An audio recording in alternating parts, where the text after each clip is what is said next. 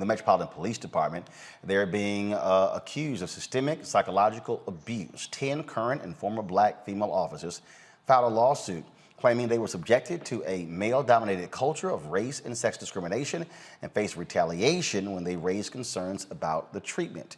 Joining me now is Pamela Keith, attorney from D.C., Chanel Dickerson, assistant chief at the Metropolitan Police Department. Glad to have both of you on the show. So first and foremost, Chanel, first, I'm sorry, I'm going to Pam first. Pam, so just walk us through the lawsuit. When you talk about 10 current and former officers, how high up do they go in the department?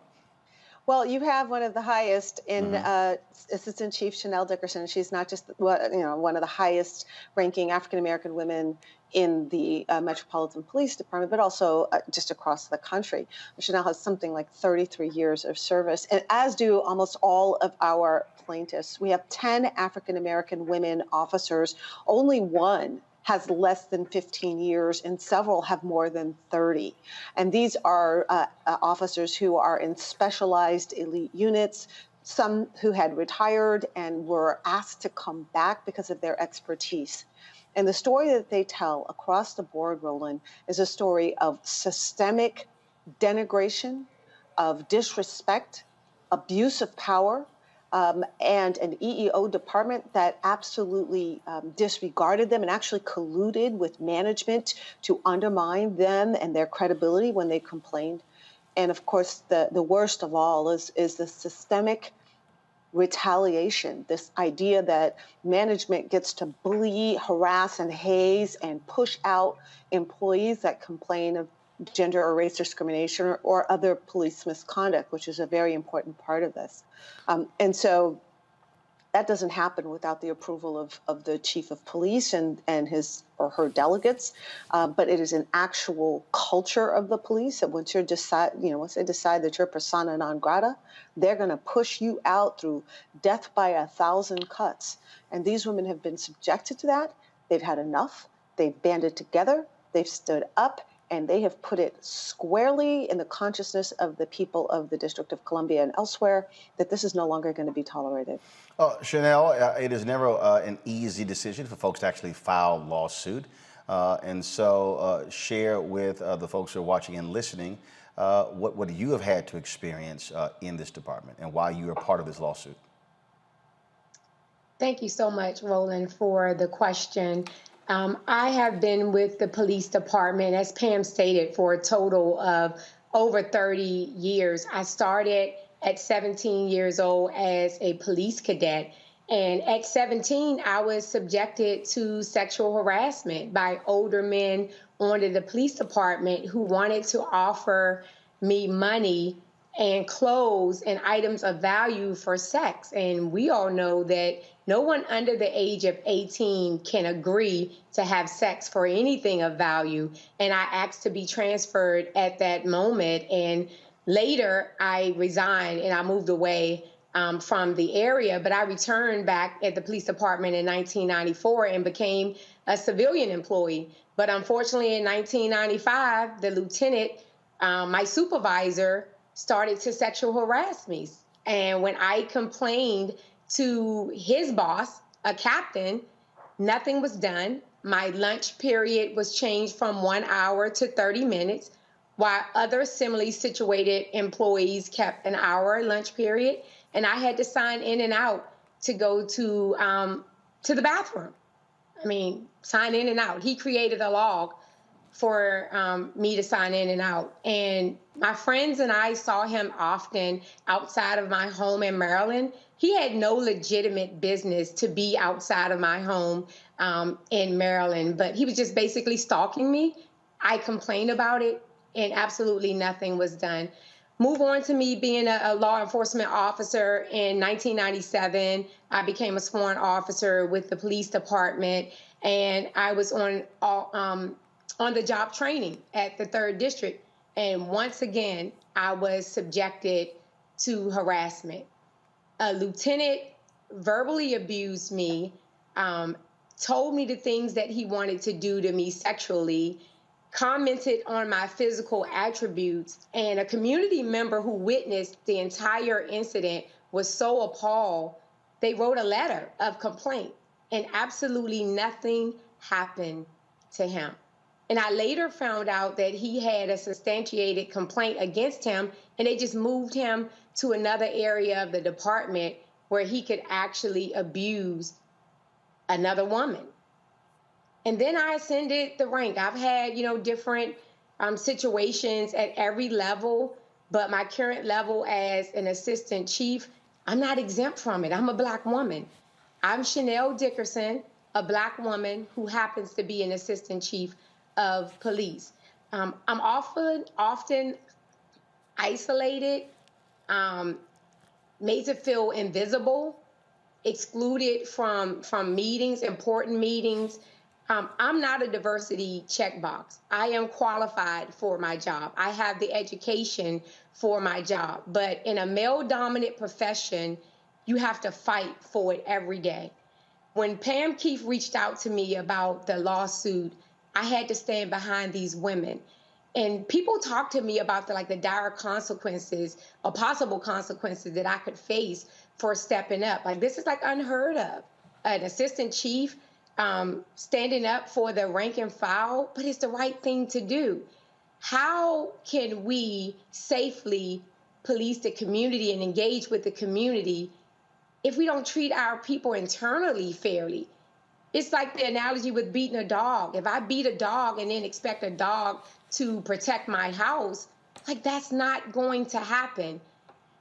We have some phenomenal people on the police department. So by no means am I suggesting that everyone at the police department is a part of this, but it's so culturally embedded and ingrained in the department. We have to say no more today, no more. Pam, what did the city do? I mean, obviously, what Chanel described, she didn't just keep it to herself. Was there anything from city council members, mayor, or others? Were folks alerted? Folks were alerted. I think they perhaps underestimated the strength of our case. Not only do we have 10 extraordinary, phenomenal class representative plaintiffs, but we also have sworn affidavits from the employees within the EEO department of the MPD that have made clear that the EEO director thinks his job is to collude with management to discredit complainants.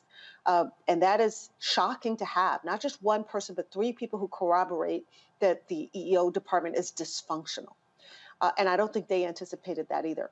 What we've gotten so far is sort of the placeholder response. We believe in equality and inclusion, and we're going to take this seriously and take a look at it, which I expect. I mean, again, I think they were a little bit surprised at the scope and the depth of this complaint. It's 213 pages of chapter, verse, and footnotes of what these women have been put through. Because we decided we weren't going to be vague, and we were going to name names and put in dates and specific incidents, so they cannot claim that, this is a unique circumstance. All of these women at different stages of their career, different parts of the department, are telling the same story of retaliation, discrimination, and being ignored and devalued.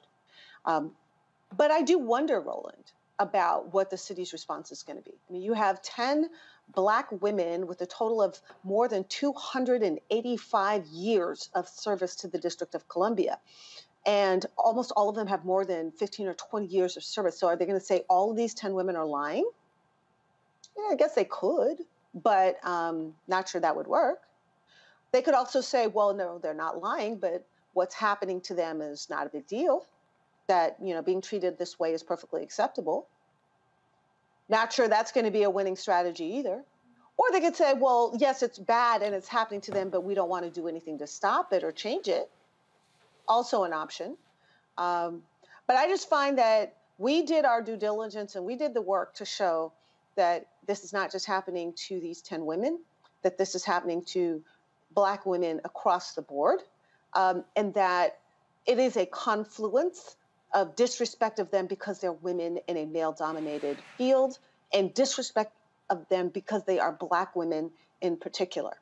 And This news broke today, Roland. Our office has been bombarded with calls of people who are seeking representation because they've been treated this way in the MPD as well. So, we feel our case is very, very strong. And we hope that this is actually an opportunity for a mayor like Muriel Bowser and for the City Council of DC to be the transformative leaders that they claim to be. Chanel, final comment from you. Since you decided to go public with this and announce this lawsuit, have you been shunned? Have you heard from other women in the department who said, thank you for doing this? Has there been any response directly to you? Yes, it has been. People are calling both of my phones. I have 2 cell phones. Officers are calling. They're very emotional and crying. This case is bringing up a lot of bad memories. I have to admit, I suppressed mine, and this case actually brought up emotions for me. People want to know how they can get to be a part of this lawsuit. People want to know that they have, we have their support. It's an overwhelming amount of support. I'm getting it from clergy members, ANC commissioners, community members, men on the department, regardless of their race, are reaching out saying, hey, that was a power move, and I can't believe that you are risking so much to stand up for the rank and file, and we really appreciate you. It really resonates, the words resonate within my spirit, because I knew that it was the right thing to do. At the end of the day, even if I stand up and I'm standing alone, but you're standing for what's right, how am I going to look myself in the mirror and sleep at night if I know that there's 9 other members? See, I can accept things happening to me, right, and not do anything about it. But how do you allow this to happen to 9 other women on the police department? And for 3 years, I was the highest ranking sworn female member on the department. And people look up to me. I felt like a fraud, so I had to step up. And I'm not worried about it. I haven't been shunned. I do not expect to be shunned. We really have a phenomenal police department, but we need to do better with this. So this is our opportunity to rally together. I would like the police department to acknowledge that we have gone through this, and let's work together to fix it and ensure that this never happens again. We can have a zero tolerance policy for discrimination, but we don't have a zero tolerance policy for retaliation. I would like to see that. Thank you. Assistant Chief Chanel Dickerson, Attorney Pam Keith, we surely appreciate it. Thanks a lot. Thank you for having us. Folks, backdrop Roland Martin unfiltered video in just one moment. It's time to be smart. Roland Martin's doing this every day. Oh, no punches! Thank you, Roland Martin, for always giving voice to the issues. Look for Roland Martin in the whirlwind, to quote Marcus Garvey again. The video looks phenomenal, so I'm really excited to see it on my big screen. Support this man, Black Media. He makes sure that our stories are told. See, this difference between Black Star Network and Black-owned media and something like CNN. I got to defer to the brilliance of Dr. Carr and to the brilliance of the Black Star Network. I am rolling with Roland all the way. Honored to be on a show that you own. A black man owns the show. Folks, Black Star Network is here. I'm real revolutionary right now. Roland was amazing on there. Stay black. I love y'all. I can't commend you enough about this platform that you've created for us to be able to share who we are, what we're doing in the world, and the impact that we're having. Let's be smart. Bring your eyeballs home. You can't be Black-owned media and be scared. You dig?